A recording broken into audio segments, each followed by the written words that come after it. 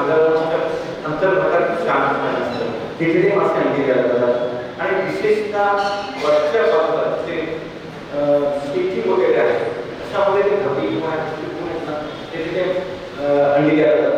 तसंच नदीमध्ये गोवर्धन नसतं झालं गोवर्धनचं प्रमुख हे होतं तिथे ते अंडी घालतात. पण आमच्या कोकणात त्याच्यामध्ये आम्ही पत्र दिलेल्यामध्ये माणसे सांगतो की चढणीचे मासेमारीला बंदी होणं गरजेचं बंदी व्हायला. याचं कारण असतं की हे मासे मोठ्या प्रमाणात एक मासे एक